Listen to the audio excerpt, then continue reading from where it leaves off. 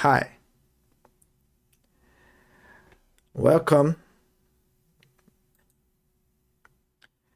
Hi, welcome to Tales of Brazil. In this channel, we tell the history of Brazil through a conservative point of view in the form of small tales. In the first four chapters of this channel, that I call Season 1, I will tell you a tale of a democratic Brazil. This is episode 2, where I give you the status on the freedom to self-defend. If you want to know why I chose this topic and want to know more what democratic Brazil is, please take a look at the video in the link below above. So, let's continue. A Tale of Democratic Brazil Part 2. What self-defense?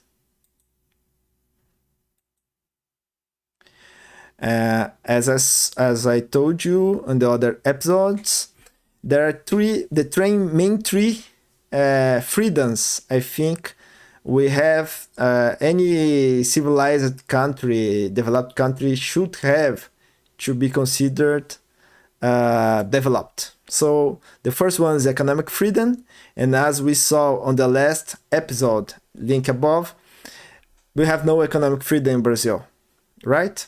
How about guaranteed right to self-defense? We have no right to self-defense in Brazil.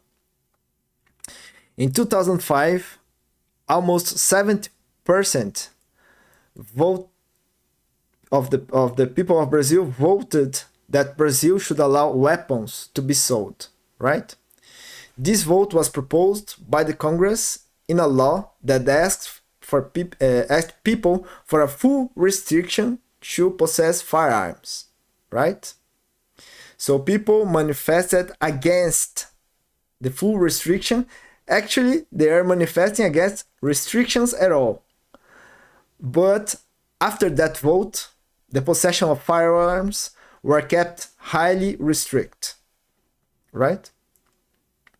So since introduction of that law, that was actually in 2003, that vote was in 2005, deaths by firearm saw a rise from 39,000 yearly in 2003 to 65,000 yearly in 2018, with 600 deaths by firearms in total, right?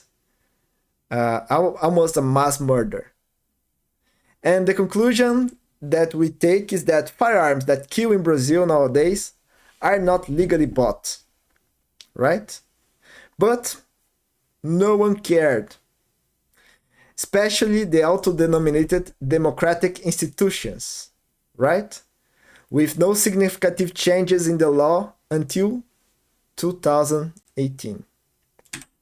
So, Bolsonaro, as elected president in 2019, understanding that people voted in search for freedom to self-defense in 2005, instituted several measures to make easier for people to acquire firearms. Most of those measures end up outlawed by the Supreme Court. And the judiciary started to defy the executive in a pose that became really common in Brazil. Deaths by firearms fell from 65K to 50K in 2020 after the loosening of regulations to buy firearms, even being partially implemented. After that case, the judiciary started to challenge the government, Bolsonaro, at higher and higher pace, right?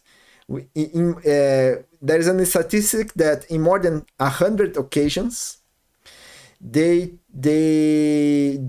denied the executive to do his duty, trying to subjugate the executive and the legislative under their power, right? We will see Later, I think I'll make a bonus video and explain the kind of things that our judiciary has been making to the legislative and to executive. But stay tuned. So that's about it. And as we saw, we had elected 3 freedoms. And through that, I would tell you the history of the current Brazil. Yes? So as we saw, as a result of history, we have no economic freedom, right? As a result of the constitution and our politicians, not the people, we have no right to self-defense, right? So, the next topic is freedom of speech, and that is a huge one. So, I think it's all for this episode. Please stay tuned and let's see what's up in Brazil, and this freedom will set our future. So stay tuned. Thank you very much for watching.